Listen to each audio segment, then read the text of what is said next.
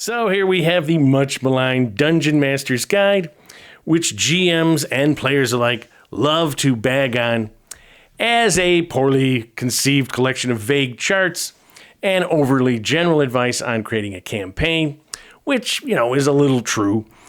And other people claim that Hasbro likes the fact that it's sort of vague and underdeveloped so that you will buy their modules and campaign settings so that they can make even more money, which is a little true as well. And so I'm left with the unenviable task of defending the Dungeon Master's Guide as a source book for magic items and ideas on, running a campaign and building one, albeit with the limitations that I mentioned. But here's the thing, if someone doesn't defend the interests of a multi-billion-dollar corporation, then who... better cue the music.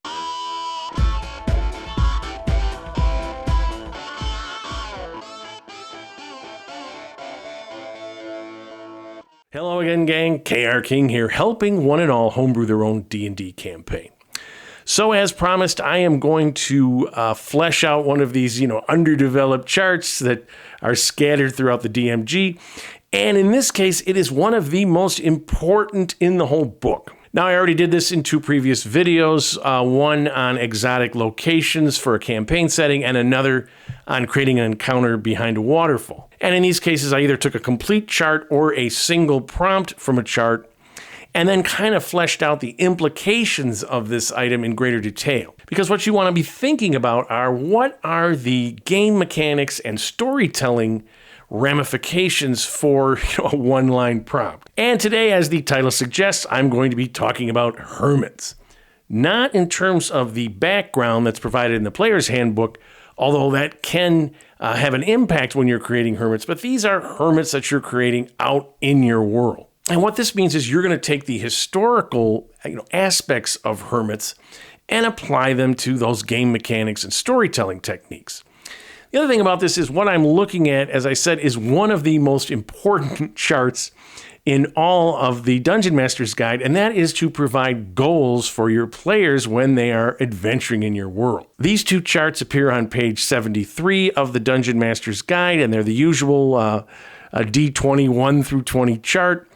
One on goals for dungeon encounters, the other for wilderness. I'm going to be using the wilderness chart, and I'm going to be using prompt number 13. Now, what's fascinating about this chart, as I said, is that it is so important because you can play D&D without having any goals for your party, but it quickly becomes sort of interminable hack and slash and then finally boring, just like it does in real life. Because even if you have the most boring job in the world, let's say you watch paint dry for 8 hours a day, you're still going to have goals.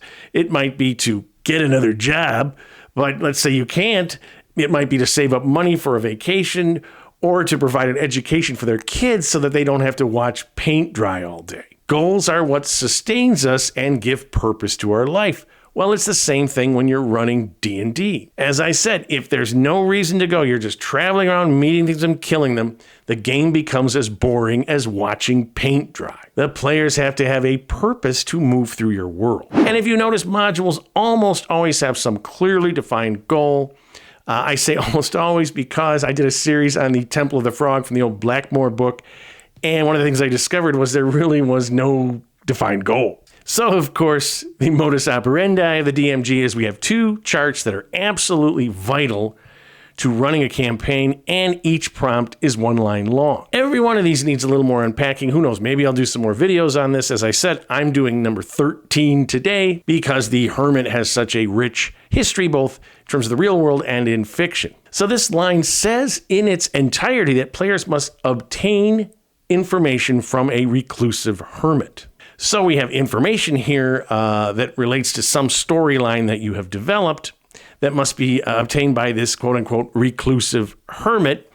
And I use sneer marks there because I'm sort of like, aren't all hermits by definition reclusive? And for our purposes, the storyline is a little bit of a MacGuffin. It relates to something in your world and may relate to the hermit, but really what we're looking for is just to define the hermit, itself. So how do you create a hermit that is both interesting and has verisimilitude? Well, the key, as always, people that have watched my videos know, is I break down the constituent parts of what it is to be a hermit. And these are: who is the hermit? Why have they chosen to isolate themselves? How reclusive are they? Where are they? And finally, how can the players come into contact with them? And using these 5 criteria and rearranging them and all the ramifications of that, you could create an incredible host of hermits.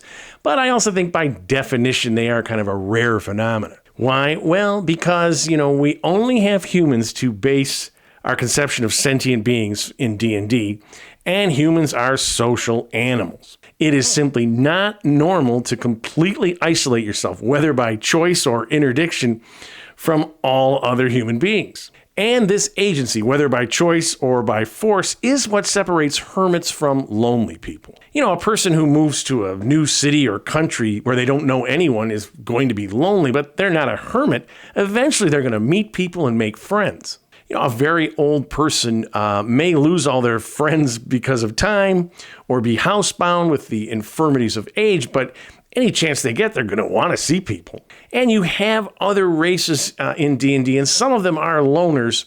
But those, the humanoids and whatnot that we think of having social organization, if they all were hermits, that race wouldn't survive very long. All right, so the first thing we want to do is define who our hermit that we're using in our campaign is.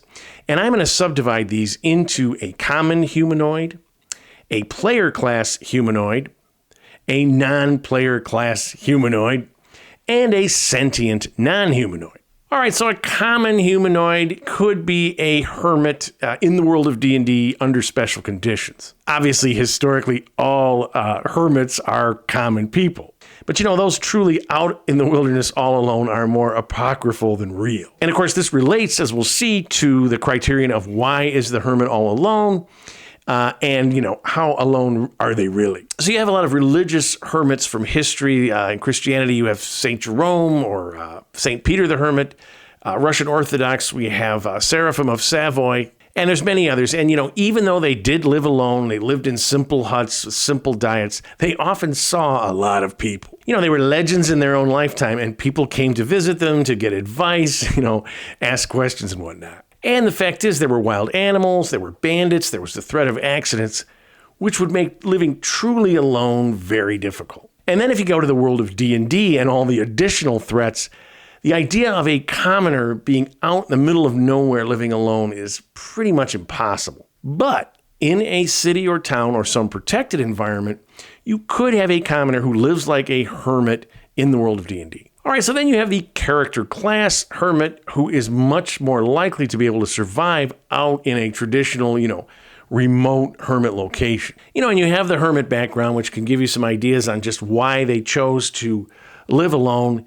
But you know what? You don't have to do that. You could make up some other reason that's not on that chart, something unique to your world that's going to work just as well. So in terms of character classes, the druid is the most obvious example for a hermit. They like to be in the wilds instead of civilization. They work well with animals, not so much people. And they have abilities, spells that allow them to survive on their own, things like meld into stone. Spellcasters in general have more abilities to survive alone. They get up to a certain power level. And you can come up with plausible reasons for them to be out there. A wizard, is in her isolated tower studying and just has a few constructs or whatnot to, protect her or make food and whatnot. A cleric has left his flock or temple for some reason and wants to be completely alone to go into deep prayer for some kind of redemption or insight. A warlock is doing some task for their patron that requires total isolation. The martial classes are a little less adaptable to the true hermit. I think of them more as sort of the wandering loner, goes from place to place, the barbarian or monk or something like that. They interact with people, but then they move on to the next town. And obviously there's all sorts of humanoids in terms of, let's say, orcs that you could conceivably make into a hermit.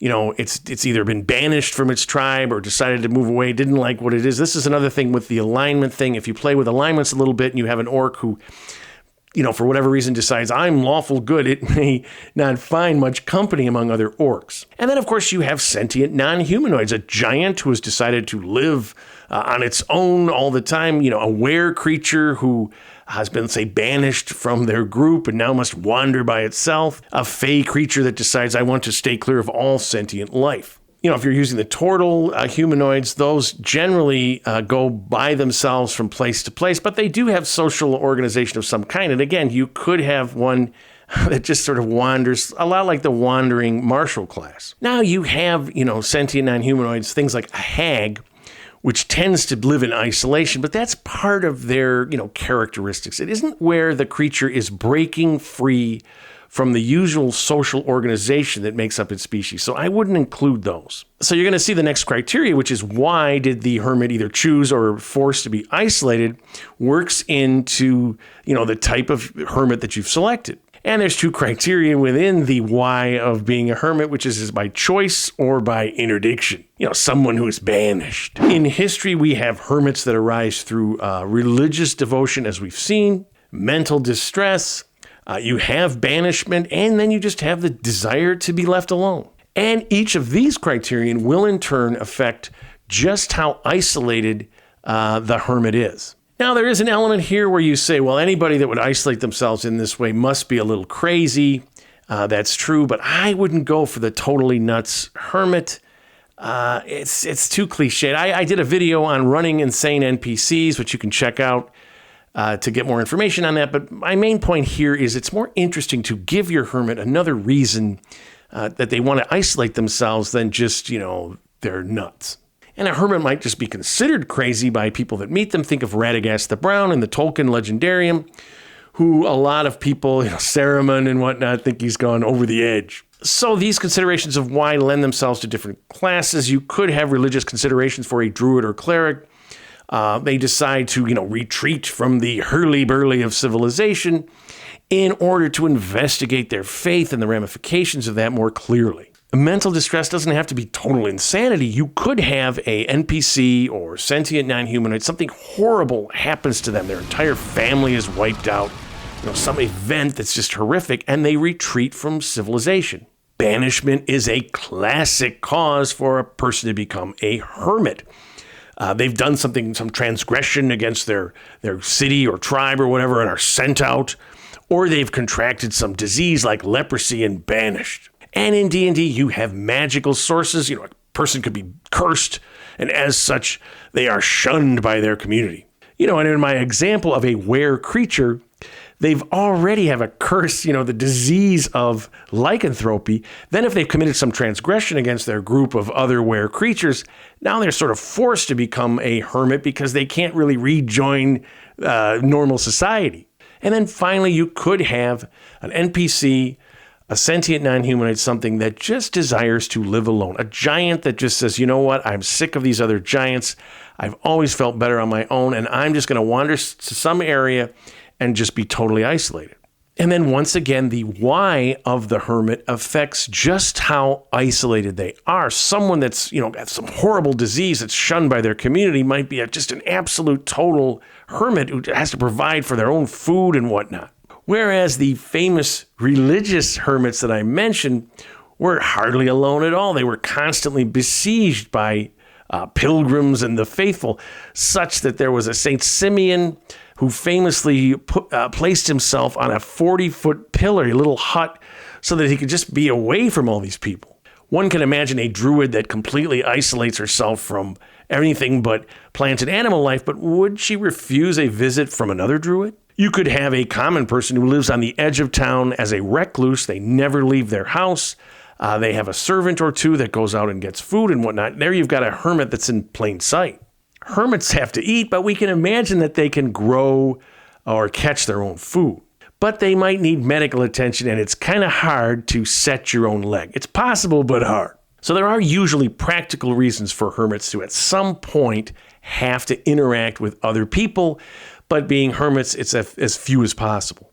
And this level of isolation relates to the next criterion, which is where does the hermit live? So you might think of it as it should be in a very isolated place that's very difficult to get to, but it doesn't have to be. As I said, the classic hermit is a recluse who lives in a mansion in a city and sees no one. You can look up the Collier brothers from the mid-20th century. They lived in a huge brownstone in Harlem in Manhattan. They didn't want to see anybody. They didn't see anybody for like 20 years.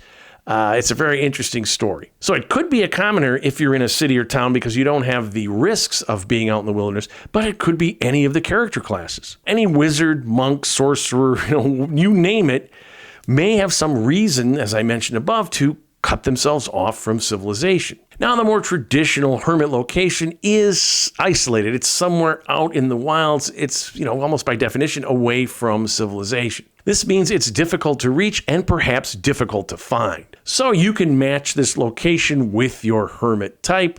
So a druid hermit would probably be in some forested glen. A stone giant hermit would be up in the mountains. A monk hermit lives in a simple hut on the tundra. And a wizard hermit has a tower in some jungle. But you could mix things up. You could have a druid living in an oasis at the center of a vast desert. Or you could have a stone giant that lives in a forest. Why? Well, it relates to the why of their being isolated. The stone giant was banished by his tribe, and he doesn't want to even look at any mountains. A wizard who was once a powerful vizier of a great city may decide to live in the countryside in a simple hut away from all the trappings of fame. And as I mentioned, a turtle is by nature sort of a hermit, but the thing is, they're never in one location. They, by their nature, also want to keep constantly moving around. All right, so all of these criteria lend themselves to the final consideration, which is how do the players come into contact with the hermit? And again, you have two factors here, which is how do the players find the hermit?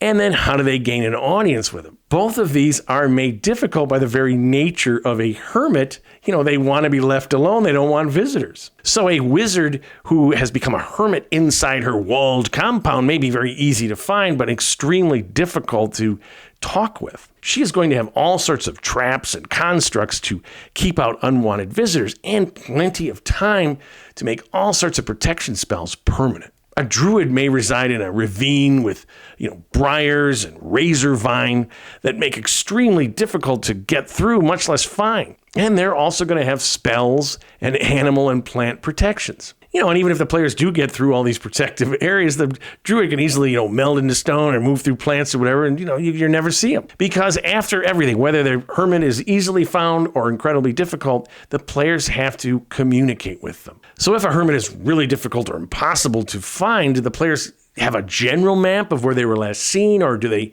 know the location of someone who might in turn know where this is? If the hermit is a semi-recluse, such that they only see a few people, can the players reach them and figure out a way both to find the hermit and gain entrance? So again, you could have a hermit that hasn't been seen in years, may or may not be still there.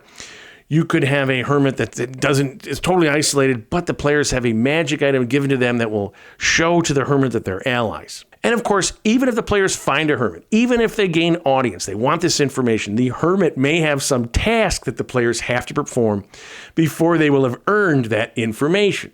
So as you can see from that simple phrase, a reclusive hermit, we've thought about what makes up a hermit, both historically, literary, what makes it interesting, and then applied it to the game mechanics and storytelling devices of Dungeons & Dragons. And the idea here is to create a backstory for this hermit such that when the players have to go there and discover where they are and interact with them, it's interesting to your player. It feels like a real world with a real hermit. And of course, for me to look at this prompt and come up with all these very interesting, I'm going to do more, I think, of these prompts that are on these two goal charts because, as I said, they're so vital to running a campaign. And I hope you watch them. If you like my channel, please subscribe, leave some comments, and of course, most importantly, keep playing D&D and tell somebody else about it.